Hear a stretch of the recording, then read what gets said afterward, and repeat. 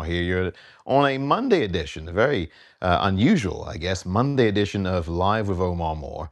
And look, I thank you all for coming and joining. And the reason I am doing this on a Monday because it's lunchtime and I actually have some time. And I also have, I hope to have, the historian Jacqueline Keeler to speak with us about the Supreme Court, Native Americans, and birthright citizenship. Hello, Gloria from Southern California. A pleasure to have you. As always, everyone, thank you very much for joining. I have tried to reach out to Jacqueline Keeler, a historian, a Native American historian who has written a lot about issues that concern American Indians, Native Americans, and so far I've not been able to get through to her. I'm going to try again in a moment.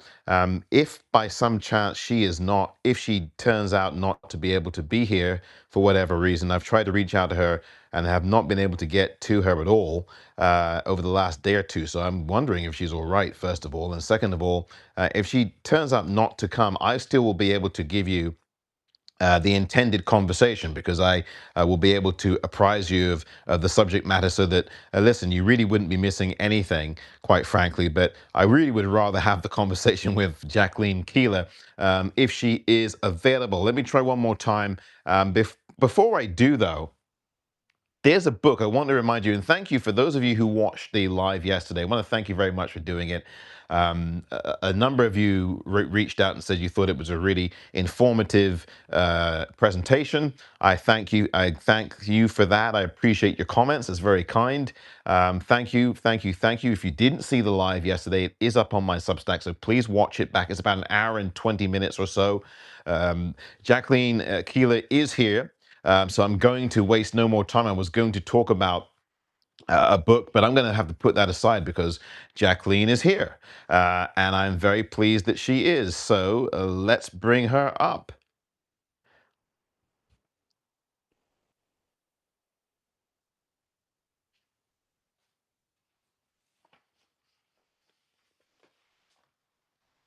Hi, hello. Hey, hello there, Jacqueline. How are Good, you? good. Sorry, I had difficulties. So, Oh, I'm so sorry to hear that. I'm just, I hope everything is okay. yes, it's good. Yeah, I was Okay. just, it's a tech thing. So, so Well, I'm it's using my phone instead because I, all right. But anyway, Oh, long story well, look, short. it's a pleasure to have you. Thank you very much for joining us. We're getting people coming into this live. Thank you for your time. We're here to talk today, of course, about a subject that you've written quite a bit about. We're talking about Native Americans, the Supreme Court, and birthright citizenship.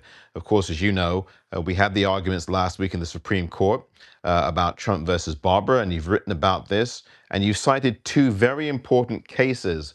One of them was the 1898 case, Wong Kim versus Ark, I believe is it. I'm not quite sure what the exact title is. And the one with Jim Elk, which is the case that preceded that. Can you talk about the what I see is and what you talked about in your article about the double standards? And you wrote an article about this last week on your Substack. Could you Yep. bring us through that? Talk us through that, please. Yeah. Briefly, just that that it oh gosh, being a native citizen, being a citizen of a native nation, uh, is always somehow primary to who we are. Obviously, because our nations pre-existed the United States and persist. I think a lot of people don't realize that when we're talking about tribal sovereignty, we are talking about sovereign nations, right? That the United States came here and the colonizers came and they created their own state, but it's overlaid our nations, right? And basically, I mean, many people refer to it as an occupation.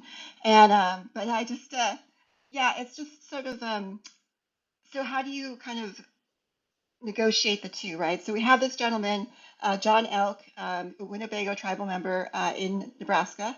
And actually, I'm supposed to speak to some of his relatives soon about kind of what happened after that case. I'm gonna do a follow up on that. And but anyway, so he had cut off. So because we are citizen sovereign nations, sort of this notion that we have to give up our citizenship in the native nation. That sort of was what was believed at the time, and that was actually carried out with the Cherokee. So when the Cherokee were removed from Georgia and the Southeast and Tennessee, and I guess North Carolina too, they were people who remained behind. actually signed formal agreements to give up their citizenship in the Cherokee Nation. And not only for themselves, but for all their descendants as well, because it's a political status, right? It's not just, it's not just descent. It's not. It's actually a political status, and Native nations are political entities, right? And so this man, he basically gave up his citizenship in the Winnebago tribe in Nebraska, and was living as a white, living in the white way, and he wanted to become a citizen of the United States to have all the right. He wanted his birthright recognized. He was born there, and so there's this kind of question like, where does the occupation begin and where does it not? Do you know what I mean? And I'd say there's been a lot of discussion of this. I think the Solicitor General sort of cited this in discussions in Congress, but there were also discussions. He was referring to the stuff happening in 1868, but it was also happening in even World War One, when there was fear that the Germans would try to stoke an uprising on reservations during World War One, and there was always the fear that the Pope would try to get tribes to rebel. That's why the Catholic Church was not allowed on my dad's reservation. And but the yeah, so and even during World War II, this was an issue. There are, I guess, some records that that the Germans were trying to basically stoke sort of rebellion on the reservations during wartime. And so that in World War One, Congress was having a discussion about whether or not we were like aliens, like so. And so this was a long-term thing, and um, so that's I don't know if I'm answering the question very well. So I'm a little kerfuffled because of the whole tech thing I just went through, so I don't have my notes with me. That But that's okay. but yeah, so it's so John Elk, he was denied, and basically they were saying there's no way he could actually make a political change from being a citizen of a native nation to a citizen of the United States, even having been born within the boundaries of the United States proper. And so that's continued too. I mean, and on one hand, so in 1924, of course, under statute, we are citizens right now. But and that statute has a very. I'm actually going to do a piece on this history of that statute because it was actually really pushed by a member of my tribe, of my dad's tribe, the Yankton Sioux tribe, and her name was Gertrude Simmons Bonin, also known as Zikala Shah, um, and um, and she and other Native people at that time led a national effort to try to get citizenship. And this was following World War One, when many Native men had actually served in World War One, but because they were not citizens, they were not due any veterans benefits afterwards. And so my great grandfather and his twin brother, they both served in what was then called the Air Service. I think it later became the Air Force, and they were among many Native men who were World War One veterans who did not receive any benefits afterwards, and were just basically alien members of they were fine with having us join the military, but they were not fine with anything else. And so it's but yeah, and it has other, so the sort of unique dual citizenship that Native people enjoy, it is something we have today. But as I wrote in the piece, the questions actually by Justice Amy Coney Barrett were particularly concerning to me, because they might have, on one hand, on a positive way, you could see that she was challenging this notion that you could have these different sorts of forms of, you could carve out different sort of lesser forms of citizenship or whatever within the 14th Amendment, but it also could point to that she's actually trying to see if there is a way to do that, and in which case, certainly, yeah, I mean, and statutes can be repealed as well. I mean, so Native people, certainly I saw that as a threat to Native people and to really any citizens that they decide that they don't really want to have full participation. Absolutely. And I want to add a bit more background as well, really also for the purpose of the audience. In the case with Jim Elk, and this is really interesting that we're doing this, Jacqueline, on Yeah. April the 6th, because on April the 6th, 1880, that was the day that Jim Elk wanted to vote. Yes. He literally wanted to vote in the election and he was denied, and that's where this cause of action came out of. And so he was saying, hey, look, I should be able to vote. Listen, I've renounced my ties to Yes. the tribe. I pay taxes. I'm Yes. somebody who belongs to the United States. I am in the jurisdiction of the United States. Hey, Yes. I'm a citizen. Why can't I vote? And that's where this all sprung out of. So it was the racism and discrimination against Native Americans, and it was all about white men consolidating power and not wanting Indians to vote. That was a Yes. really core aspect of this. And I know, Jacqueline, you know this very clearly, but I wanted to just expand that for the Thank audience you. because Yes. that's a Yeah, that's a very good. key thing. Yes, I think the certainly I've written about the Native vote for the last 10 years or so. The last piece I did, really big piece I did, was in 2020. I went to the Navajo Nation and I interviewed a lot of folks. I'm a citizen of the Navajo Nation. My father's Yankton Sioux and my mother's Navajo, and I interviewed the tribal the president of the Navajo Nation on down and about the issue and certainly there has been the Navajo Nation has 400,000 members. It's a fairly large tribe, and about a little less than half of those people live on the reservation, which is about the size of Ireland. You know, it's Ireland without Northern Ireland.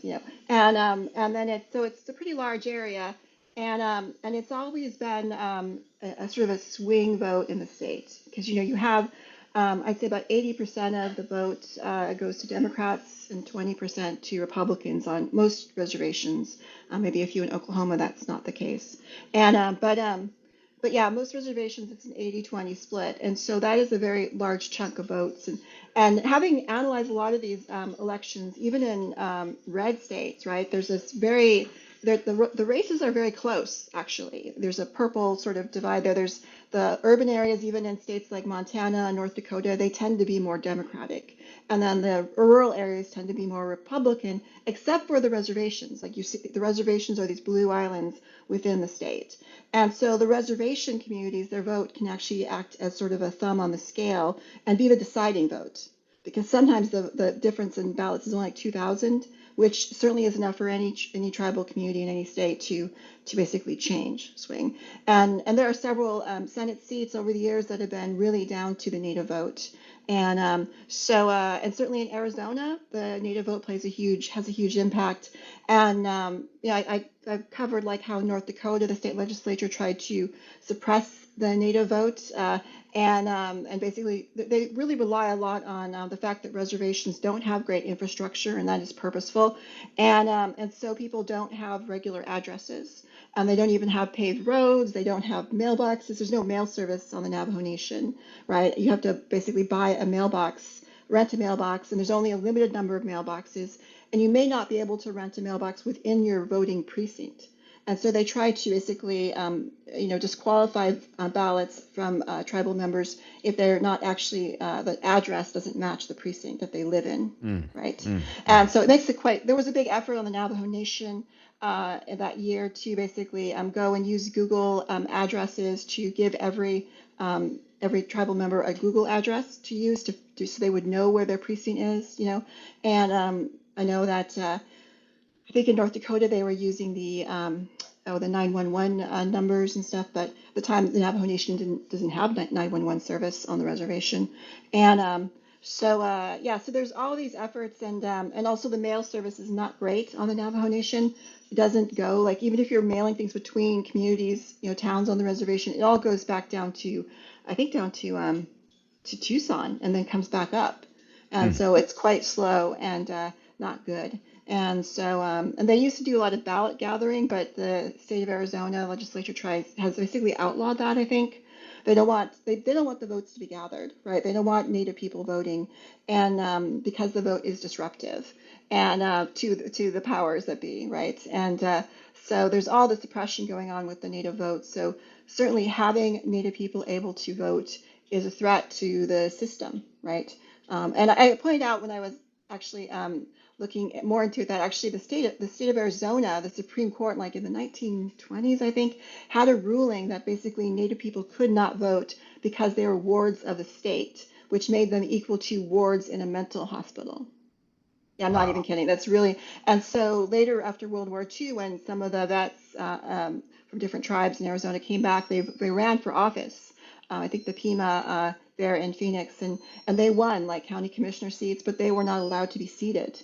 This was in like 1940s, and because they cited that Supreme Court ruling in Arizona, and that really didn't turn around till the Voting Rights Act in the 60s, and then not even really till a long time after that. So my grandparents were traditional Navajos who lived on the reservation. They didn't speak English. They only spoke Navajo. They lived a traditional lifestyle, raising sheep and cattle. My grandpa was an Indian cowboy. My grandma wove rugs, and I doubt they voted much in their entire lives in Arizona. I mean, sometimes the white traders will put on feeds and then do ballot collecting there for their favorite candidates, which is actually how Goldwater got into office. Ah, Yeah. Yeah, the Navajo traders, they're not Navajo, they're white men who trade on the Navajo Nation. right. They went around and held these feeds and they did ballot gathering for him, and that's how he got into office. Wow. Well, there's a Yeah. number of things that you've said. And one of the things I want to also add is this. Number one, you had a Supreme Court ruling in February of this year that said that the Postal Service could not be sued under the Federal Torts Claim Act, even if the post office deliberately and intentionally Yeah. failed to deliver the mail, which really raises a concern in light of what you said about the fierce and really awful voter suppression that happens to Native Americans across the country, because that's been going on in the extreme for so many decades. And now to have a ruling, because you talked about the Postal Service and mailing and difficulties, and now to have a ruling done by Clarence Thomas, by the way, in February of this year that says there's no recourse if the postal worker intentionally refuses to deliver mail to someone. I mean, you're just Yeah. giving them a blank check to do whatever they want.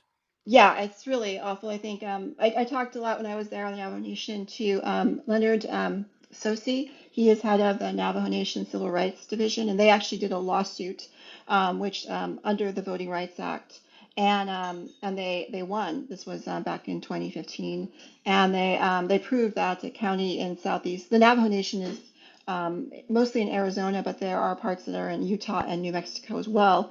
And they're in Utah, the county there, San Juan County, which is where Bears Ears is, has a little over 50% of the county's population is Navajo. But when you go through that county, there's all the infrastructure is in the white parts, you Mm, know, and about 30% of the county is white Mormon, and they run the county. Do you know what I mean? And so you go to the Navajo parts, there's dirt roads, there's no electricity. I mean, literally, that's how it is, and so they won that case, and they were able to prove that they were districting the voters in basically gerrymandering them into just one district out of three districts in the county. So then the white vote would always have the majority, mm, and so then they were able to get two Navajo county commissioners. Most of Utah is just three county commissioners, and that's the way they're set up. And so wow. so yeah, so that's what they did, and then of course one of the things they worked on getting was actually paved roads on the reservation. I mean, Navajo kids were having to ride I mean, there's no schools either, so they have to ride like 2 hours one way to get to school, and they're on these rutted roads, and it's just the smell of it's quite bad. It was giving Mm. them headaches and stuff, and I think that the white community was able to stop the funding of that. I mean, it's just crazy. I mean, I think you don't realize just how purposeful the lack of infrastructure is on Native communities. Right, and I'm sure this stretches to any facet of life, whether it's voting, environment, whatever it might be, in terms of the dimensions of how oppressive this is to native populations across the land. It is just so insistently oppressive, and these Supreme Court decisions have over and over again put that forth. Whether it's in the Jim Elk case, which is just an absolute joke, the reasoning in that, the dissent in that made a whole lot more sense. I read the dissent the other day and I thought, this is someone who's talking sense. Unfortunately, Justice Harlan Gray, who gave the majority opinion in that case, Jim Elk's case, was absolutely off his rocker. Crazy. It's just dripping with racism and Yeah, anti native sentiment. And then it's the same Justice Gray who literally 14 years later in the Chinese case, the Wong case, yes, actually was on the winning side, the prevailing side. It is just yeah. so ridiculous because you I talk know. about this in your story. Yeah, Yeah, I think that one of the things I often when I my book Standoff, where I looked at the two different standoffs I covered in 2016, the one here in Oregon with the Malheur Wildlife Refuge and the Bundys, and then of course I ended the year in December on the Standing Rock Sioux Reservation where my great grandma was raised. Covering the standoff there against, which is actually it's the 10th anniversary this month of the Dakota Access Pipeline protests. The No DAPL camp was started on April 1st, 2016. I'm working on a piece on that too. I'm interviewing folks there at Standing Rock, Great. and but I you know one of the things I started really looking at was the county level of things because I think that first of all the Bundys were obsessed with the rights of the county, the sheriff of the county having absolute power over even the president of the United States, and this idea of there's like this old Anglo-Saxon law, and it's a completely made up system, but it's very advantageous to them, right? And covering issues like in Malheur, in Burns, Oregon, seeing how the local sort of rural gentry, how they control the resources and even the jobs, when like the Fish and Wildlife Service, the federal money coming down to that level, and you see that of course, in San Juan County and also in Morton County and in North Dakota, where it's all people just kind of ignore the county level, but it's really a crucial part of domination and of these local families know how to run. They know where the money is. Do you know what I mean? And Sure. the federal dollars that come down at that level. Of course, they don't want to pay taxes, but they want the federal dollars. And but it's one of the things I really looked at was the way in which you know the how the colonization was carried out at the county level, and also just the use of counties and something for an the English, a very small island in England and stuff, and then transposed here is just completely ludicrous. Because I mean, Harney County in Oregon, that's the size of New Jersey. I mean, so is San Juan County. These are huge counties. They're the size of states, right? Mm. And they're nothing like the counties, in England, right, which are Right. much more Right. manageable. And but also when you look at even the evolution of states, which is something I go into a lot of detail in my book, and why the Revolutionary War was fought, which was, of course, because those founding fathers were all in land companies to acquire land, um, and west of the boundary that the King George III had set, the Proclamation line of 1763, and but just you look at how the Northwest was it the Northwest that law that they passed to basically create new states, right? Hmm. Um, and you have to have so many white men, right, to basically be a state, to be a territory, each section, and the native population doesn't count at all. In fact, it's completely, you know, uh, discounted, and the whole goal is to basically, to erase us politically. Oh yeah, and absolutely, and that has been the case from day one. I mean, these Supreme Court decisions make no sense at all, and all these laws that were being passed. And remember, as you know very well, the audience may not be aware of this. There was a law only passed in 1924 that was intended to have all Native Americans vote, and much of that didn't even really get enforced until even just after 1957 and beyond, where you still had large swaths of Native Americans who didn't get to vote at all, despite this 1924 law coming into place to make Native Americans citizens of the country. That didn't even really get enforced. It was like a paper tiger. Yeah, yeah, I think so. I mean, definitely my traditional Navajo grandparents and great grandparents and their siblings, my great aunts and uncles knew nothing about that they were the whole 1924 law. I can pretty much guarantee that, and so certainly didn't participate. And the ballots were not in Navajo, and they weren't literate in Navajo either. So, but but yeah, I think for my dad's family on the Yankton Sioux Reservation, I think that there was that they had been some of the first members of our family to go to college were in the 1880s, and Mm. so that I think they were a little more aware. And certainly, my dad's family played a big role on the national level for Indian rights, even in the 1880s and 1890s. Like I mentioned, Gertrude Simmons Bonin, who was the cousin of my great great grandmother, and actually they lived together for a while when they were there in Greenwood on the reservation. And but And then of course, yeah, family members like the Reverend P.J. Deloria, my great great uncle Charles Keeler, who actually went to the Hampton Institute and stuff. Oh, wow. Yeah, yeah, there were native folks who went there, and but yeah, they were active at the national level, and they helped create, some of the first national Native organizations fighting for Native rights, Oh, and wow.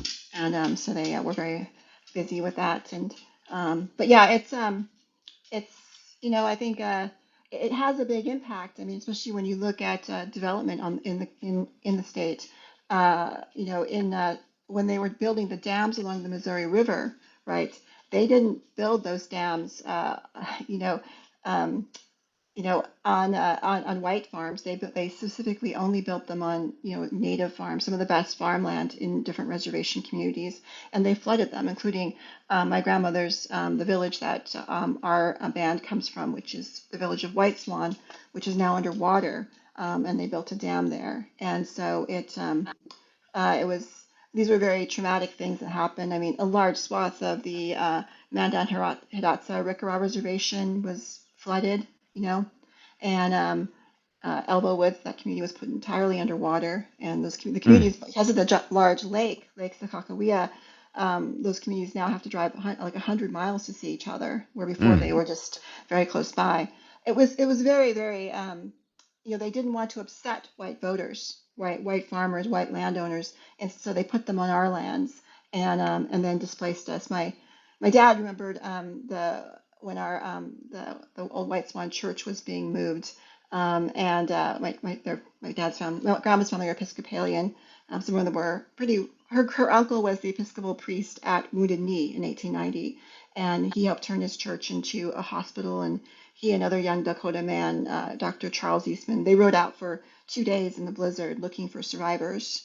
And my grandma said that he lost his faith after that. I mean, it was and then he died. She claimed of a broken heart a few years later, but I mm. think it was tuberculosis. But yeah, it was. He was one of the first people in our family to go to graduate school because he went to seminary as well as college, and so it's yeah. I just where was I going? But basically, my dad was watching the church being moved, and he was just a teen, like 13, 14, and he said all the boys, they were on horseback, bareback, and they were shoeless because they were shoes in the summer, and they watched the church being moved up to Lake Andes and to higher ground, and they said they could hear screaming in there and stuff like of, and they claimed that they moved all the bodies in the churchyard, but later in the year 2000, when they lowered the water, the Army Corps of Engineers, they found out they hadn't.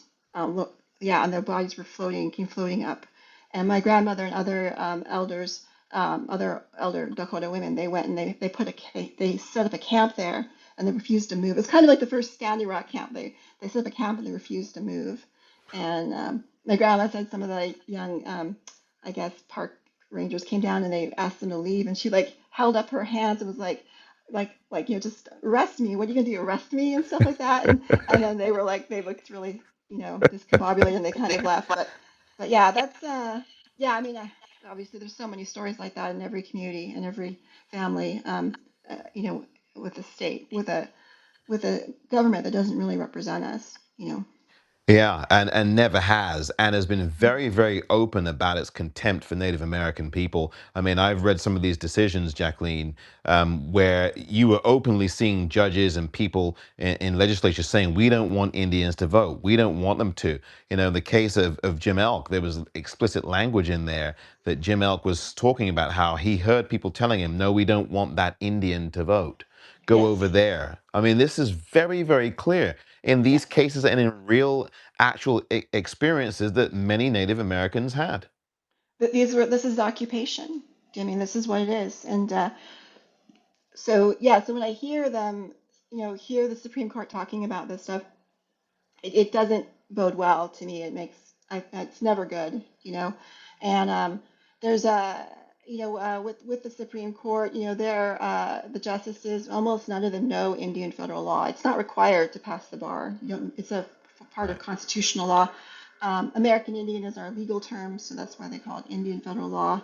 And so, but yeah, it's a whole body of law that applies to all tribes, all federally recognized tribes, all 574 of us, and all tribal citizens. So it doesn't apply to anybody else. I mean, so we try to make sure that, of course, no tribe wants to take things to the Supreme Court because you always lose and you create bad precedent, which not only affects your tribe but all of the other tribes as well. And so yeah, so it's quite very concerning when they're starting to ask questions about whether or not we are citizens. And because I know that when I was at Standing Rock, certainly I met a lot of uh, you know uh, Native men, particularly who were wanting to renounce their citizenship in the United States and kind of become just sovereign Ogallala or Lakota citizens and stuff. And but I mean, part of the problems is that is being able to have a voice to speak out on these things that impact us um, because it's so it is it's always around us and they're always so predatory and we should have use any tool we can to fight back and to defend ourselves. Absolutely. Absolutely. And I was going to ask you about the arguments last week, because I mean, I listen, from my position, I was fairly hopeful, but you can never predict anything with such a fascist Supreme Court. You pretty much know where they're going to go. But I wanted to ask you specifically, Jacqueline, about Neil Gorsuch, Justice Gorsuch, who spent a lot of Yes. time coming. He came out of Colorado. He has been well known, even as right wing as he is, as somebody who has a great deal of compassion, or at least empathy to a degree, with Native Americans and their rights and sovereign rights and territorial rights. What did you make of his posture during the arguments, and what do you think about that? What do you have any hope around Neil Gorsuch per se Yeah. around So this situation? so Neil Gorsuch is the probably the first Supreme Court justice who is very knowledgeable about Indian federal law. I mean, the very first one. I mean, what's his name? Alito used to say, "I just make it up as I go along." Right? Yeah, I heard that Exactly. from native lawyers who were in a elevator with him. Maybe he was joking. I don't know, but certainly he fought for Opus Dei's sovereignty, right? But not for tribes. Right. And but yeah, yeah, he's very knowledgeable. He was a key a key vote and voice in the McGirt decision, which has been just really given a lot of hope to tribes. And I think Amy Coney Barrett also she was very helpful in a case as well recently, and so there is that. But yeah, they and I remember back in was it 2013, 2014 when we had the baby Veronica case where this Cherokee child had been adopted across state boundaries to South Carolina to a white couple while the Cherokee father, was serving overseas in the military, I think in Afghanistan or something. And under the Indian Child Welfare Act, actually that was the one that the recent case that Amy Coney Barrett, she's been a supporter of the Indian Child Welfare Act in the recent rulings.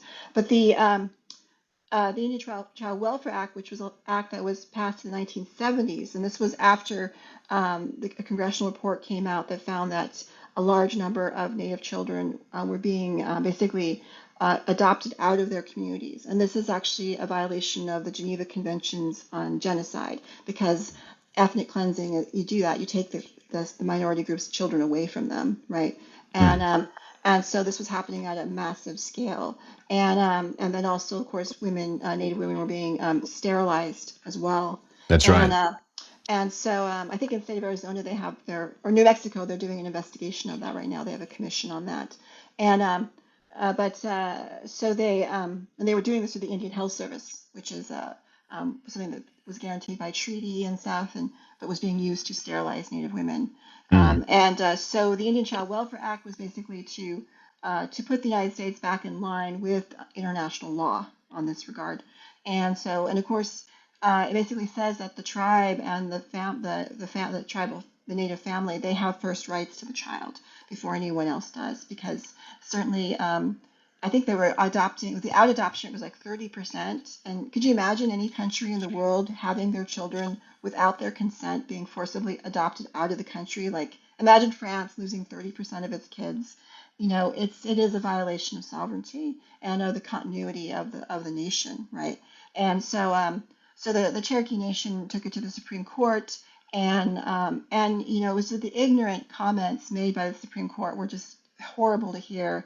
Chief Justice Roberts was like, well, she's only such and such percentage Indian, but the Cherokee Nation doesn't require a blood quantum, and as a sovereign nation, they have a right to decide who their citizens are, and use whatever requirements that they see fit.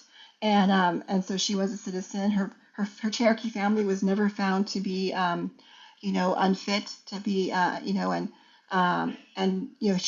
she and her Cherokee family were in kind of a diplomatic kind of sequester in a house of the Cherokee was under Cherokee Nation sort of sovereign whatever. But the minute that the Supreme Court ruled against them, uh, the governor of Oklahoma, she sent a whole bunch of marshals, like seven black SUVs with armed marshals, to come and take the child away. And the Cherokee grandfather had a heart attack and had to be taken to the hospital. Oh, It's just the way in which these things are. I mean, what is the deal? Why can't they raise their own kid? Do you know what I mean? Why does this white family who basically purchased her, for several thousand, or I don't know, it was like $20,000 they bought her, right? I did a whole deep dive and research into the adoption industry, and it is a for-profit industry in this country, oh, and sure. so and they were targeting the children of veterans overseas. Hmm. So yeah. The That's avarice and the greed and the rapaciousness and the arrogance of white people and white men in particular as well doing this, it is just such an endless history of it.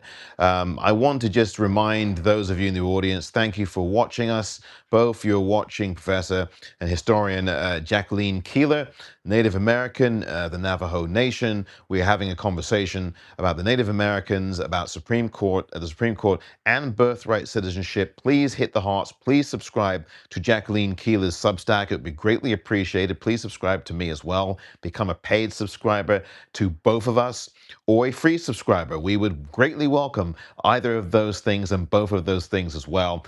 And I wanted to just say, Jacqueline, for a moment, birthright citizenship, and you're aware of this, but for the benefit of everyone watching, roughly right now, according to a think tank, Global Institute Research, I think it was, there are about 21 countries across the planet that do birthright citizenship.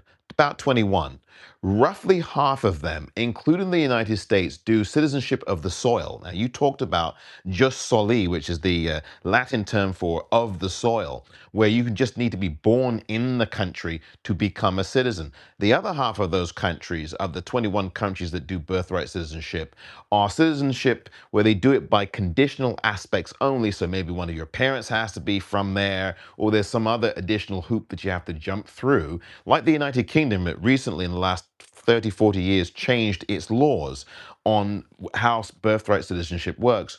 I guess my question for you, Jacqueline, in terms of the birthright citizenship is, it's something that happens here in the United States.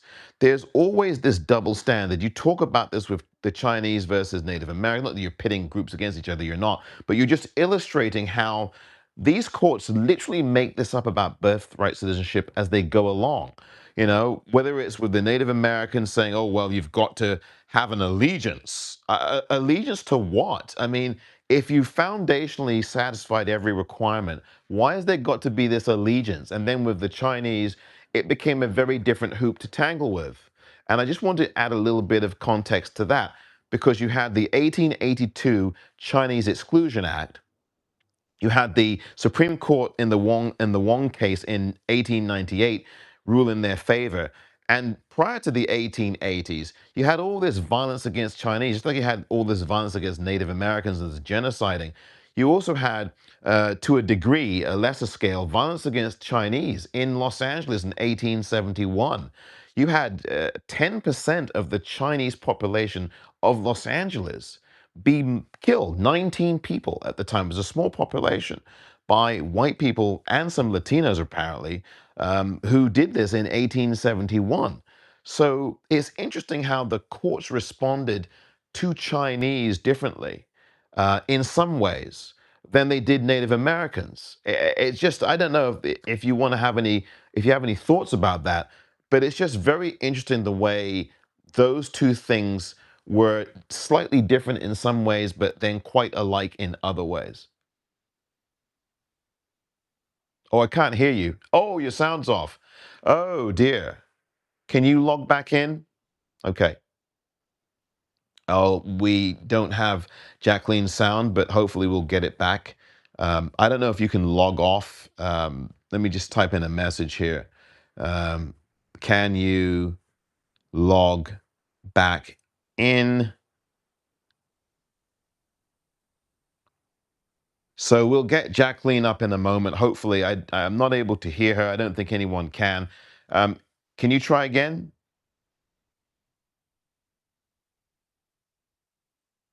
Can you log off and log back in? We cannot hear you.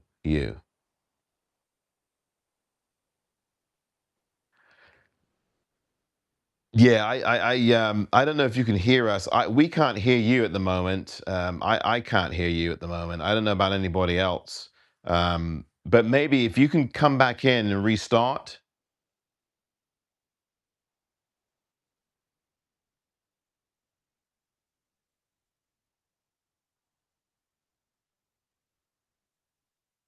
By the way, can anybody hear me?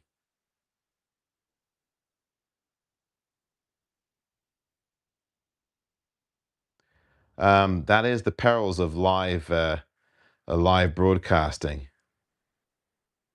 Um, I know. I'm thinking about one thing. People seem to be able to hear me, but we can't hear Jacqueline. So what I'm going to do, because people can hear me but not Jacqueline, I would like to see if we can get you back. Let me see if I can try to get you back on. Hold on one second, Jacqueline. Can you type something into the chat? Let me see if I can do this.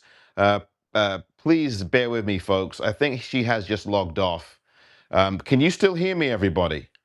I guess you can.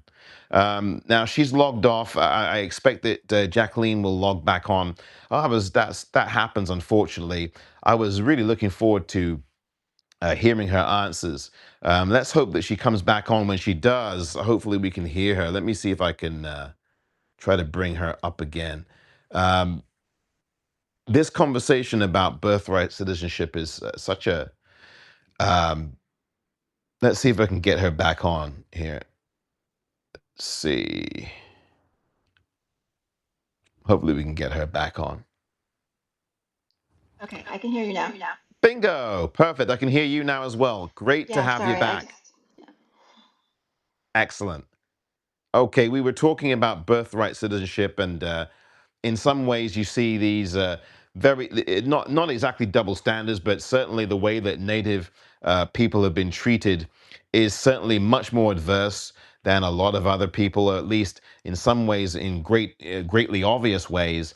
And then with the Chinese, there was some treatment that was obviously harsh to say the least, but it seemed like the court took a more progressive view at times in the Supreme Court and other entities toward Chinese persons who were here as day laborers who were being attacked than to the actual people whose land that they are on, Native Americans. Any Well, I comments think about that? well, I sort of think that I mean there was the Asian Exclusion Act, Yes. right? And so um, I would say that were not that welcome, you know. And it was probably so I'm getting some feedback. Okay. Oh, yeah, I can hear that too. And I don't know why that's happening. Let's see. Okay. Is that still happening for you? No, that's better. Okay. But they but yeah, I think that there were different I was still can hear myself. Different operational things going on. For Native people, the issue has always been that we pose a threat to the colonial project. our very existence as nations, right? And because it is our land, and the way in which I'm still like getting a lot of feedback. Oh no. Is there Yeah. anything with your audio? Is it something to do with the volume on the audio or something? Because I don't hear the feedback, but maybe other Okay. people do in Let me. addition to yourself. Okay, just turn the volume down. Hopefully, it won't be so bad. Okay, but so I think that for Native people, the land is the issue. For the and for the United States government, it's title to the land that is the issue. Hmm. So and you probably have heard of the doctrine discovery, right? Yes, I have. So that was a sort of just a useful sort of argument that that Supreme Court Justice John Marshall issued in the 1820s. This was a very young country, and they were trying to determine what was their legal rationale to have the ultimate title to the land, right? Hmm. So they had to completely dismiss and undermine Native nations title, right? And so he referred to two papal bulls, one from I think 1492 or 93, and then one from 1550, which basically stated that native discovered peoples who were not Christian did not have title to their own land. They Mm. only had the title of animals, of use and occupancy. And that the minute a discovering Christian nation came and landed on their shores, that all the land would then become the title would immediately go to the ruler of that Christian nation, Mm. right? So they would land like at the mouth of a river, and they would claim the entire watershed, right? Right. And so the United States, of course, did not exist at that time, but they claimed their status as a discovery nation through the British, the English colonists, and so they had inherited that status. So therefore, they had ultimate fee simple title to all the land within the boundaries of the United States, even reservation land. And so it's always been the existence of native. That's a very questionable argument that they put forward to, and still the main source of the legal argument for the title that most Americans hold for their land to this day. And it was reaffirmed in 2005 in the city of Sherrill versus Oneida Nation of New York case, and that decision was actually written by um, uh, RBG, Ruth Bader Ginsburg, yeah. Right. And so, and she later regretted having cited that law, and but it did then say that the Oneida Nation did not have title to its land, and it saved the city of Sherrill from their title of their lands being put into question, right? Mm. So, but I think that is why Native people and Native nations just are it's such a threat to have us play a role at all. And but I think in that case, with the Wong case, that they're looking more at the more general issue of the status of immigrants, not particularly or specifically Asian immigrants. Yeah, and actually, yeah, that Wong case, the one I think it's Wong Kim Ark, Yes. 1898.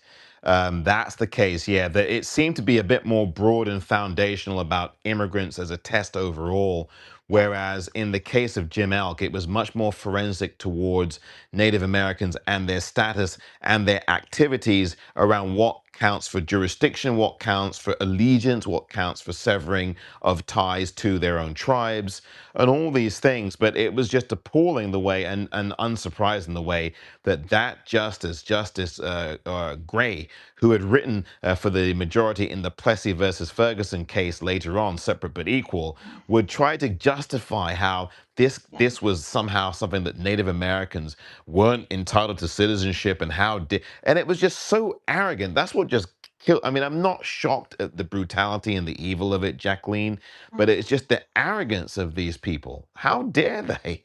You For know, me, when I mean, I guess from a point of a legal sort of curiosity, I would like to see the difference. Yeah, I mean, it's not like the U.S. government hadn't done this before. I mean, like I mentioned, the Cherokee Nation case, where Cherokee citizens were given the option to give up their citizenship.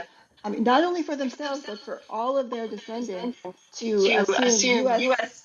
Citizenship and remain in their homelands. absolutely. Um, I wanted to put forth something that I think someone in the chat has talked about. I think JE, and maybe you can help with this, Jacqueline. JE McAuliffe asks, "As someone ignorant on laws regarding native peoples and land laws, where does one even look to find accurate information on this subject of land laws, and native peoples?" And JE continues, "Is there a single set of documents with state laws or such?"